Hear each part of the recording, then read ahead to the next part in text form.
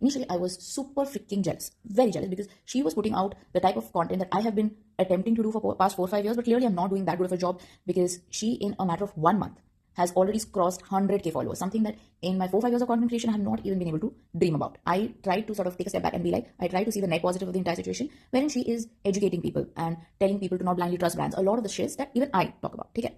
But then धीरे धीरे I noticed her content evolve from bashing brands and seeing the marketing of brands and all, to then dissecting skincare ingredients and judging the complete formulation of a product based on एक या दो ingredients, which is just such garbage to do, especially if you're not a cosmetic chemist. ठीक है, yes, you can be an IIM graduate, which is kudos to you. ठीक है, that shit is tough, undoubtedly, but एक IIM की degree का एक skin care formulation से कोई लेना देना नहीं है. No matter how much you claim that you have been researching skin care for 10 years or what not, that does not mean squat to me if you don't have a professional degree. ठीक है, because then she started getting into the cancer causing and hormone disruption, that kind of languages that she started using, which I personally allegedly got the vibe of ChatGPT AI being used to debunk that. And we all know that AI is famously and very unreliable source of research and information. When legit doctors like Dr. Skin Science called her out, when a biochemist made a public account, made a reel where she factually debunked every single thing that she, made a misinformed video about emollient being bad for you and all of that garbage. What bothered me under that emollient reel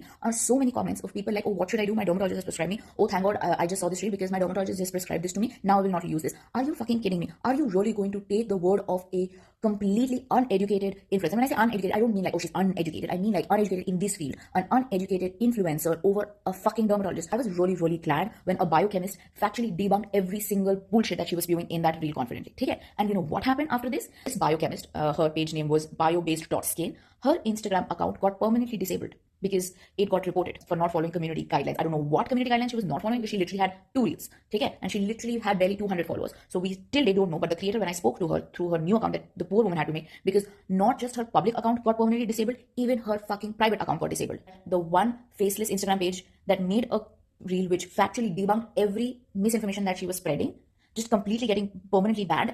Maybe there was some truth behind, the theories that, oh, she's being backed by somebody big and powerful. The irony of the situation is that she later ended up making a reel about, this is the cost of speaking the truth. What is the cost of speaking the truth? You are misinforming people. You're fear-mongering people.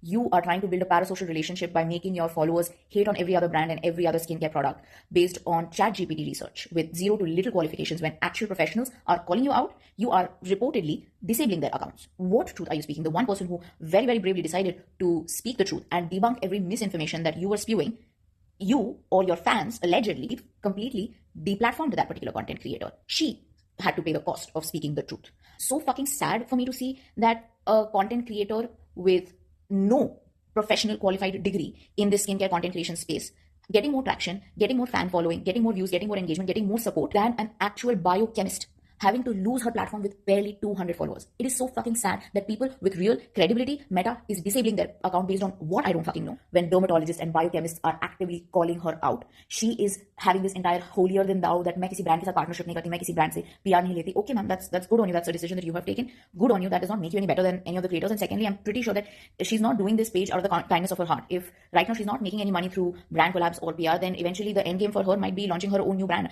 I'm pretty sure she's going down that line. Either it'll be her launching her own skincare brand, or the second route is that she will partner up with a decent, well-known brand and launch her own new line. Like, it's usually one of those. Like, there is a bigger picture, or it is launching her own podcast or a program, something of her own.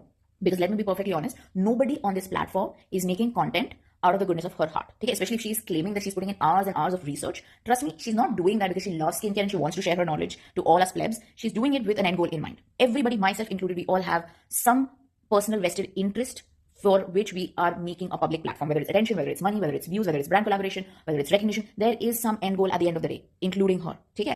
Do not listen to everybody just because they speak very confidently. अंग्रेजी में फटफट करके बात कर रहे हैं, camera लगा के, and they're using words like cancer causing, hormone disruption, and using ingredients that are difficult for all of us to pronounce, and talking about it like it is a very common part of their vocabulary. Because trust me when I say this, ChatGPT makes it so freaking easy for all of us to spread misinformation. I can very easily type on ChatGPT or Gemini, tell me the side effects of using a cream like emollient, and मेरे को ठक ठक ठक करके ChatGPT सारे के सारे breakdown, मुझे ingredient breakdown ऐसे करके दे सकता है. It is that freaking easy, and I can make an entire freaking script out of all of that breakdown and parrot it off to you like it's my 10 years worth of research that I'm telling you. It is very freaking easy.